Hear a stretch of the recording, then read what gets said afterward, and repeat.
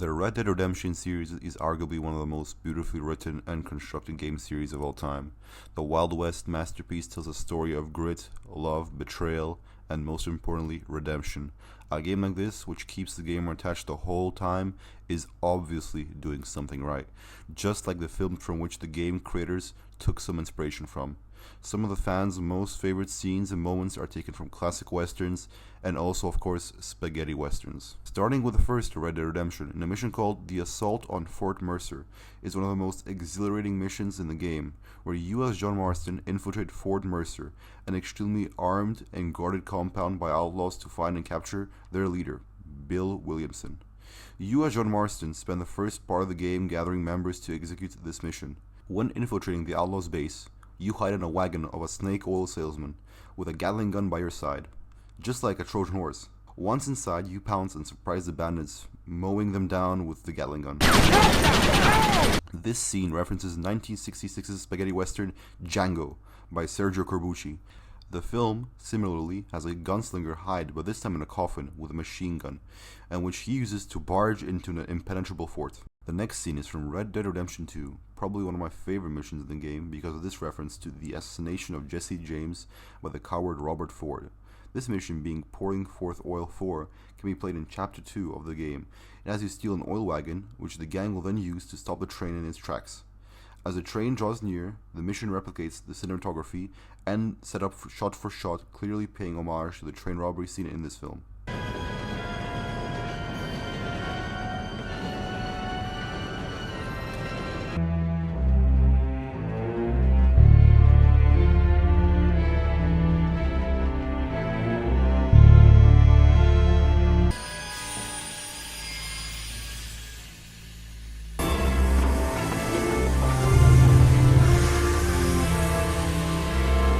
The film Butch Cassidy and the Sundance Kid from 1969 and Red Dead Redemption 2 both have similar plots of outlaws evading the law in the twilight years of the Wild West.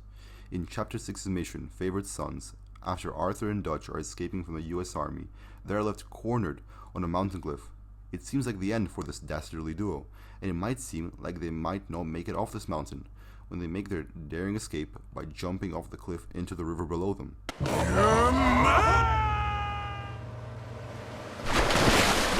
Which is very similar to Butch Cassidy and the Sundance Kid, which has the two outlaws similarly jump from the cliff in order to escape their pursuers. While the original Django inspired the first Red Dead Redemption game, Quentin Tarantino's Django Unchained from 2012 inspires the most epic mission of Red Dead Redemption 2 in Chapter 3 called Blood Feuds Ancient and Modern. The mission has the Van der Linde gang assault the Braithwaite plantation to rescue John Marston's son, which they believe to have been kidnapped by the Braithwaites. The mansion is a direct replica of Candyland Mansion, which is also involved in a shootout like the Braithwaite Mansion. These two mansions, however, are brought to rubble in two different ways.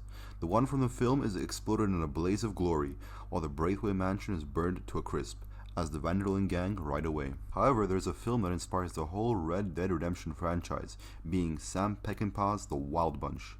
While in the film, we follow a gang who are having to deal with the American frontier being tamed and their way of life slowly being exterminated. At the same time, they are being hunted down by an ex-member of their gang. Red Dead Redemption takes the concept of this film, and instead of following the gang, we follow John Marston, who has to hunt down the remnants of the gang. Red Dead Redemption 2, being the prequel, follows the Van der Linde gang before the gang's falling out in the last years of the Wild West. Now, it would be hard to finish this video without mentioning Sergio Leone's Dollars trilogy, which is mentioned a lot in both games. Starting with the first Red Dead Redemption 2, if you visit Cooth Chapel in New Austin, you can find a grave marked Cowboy with No Name, clearly paying tribute to Clint Eastwood's character, the Man with No Name. Also, playing the first game, you can have John Marston wear the famous poncho outfit that Clint Eastwood wears in The Good, the Bad, and the Ugly. Red Dead Redemption 2 continues to make reference to the trilogy, with Jose telling a camp tale of a man who once shot the rope to save Jose himself from being hanged. This might seem very familiar, as in The Good, the Bad, and the Ugly, Blondie saves Tuco from being hanged in the town by shooting the rope.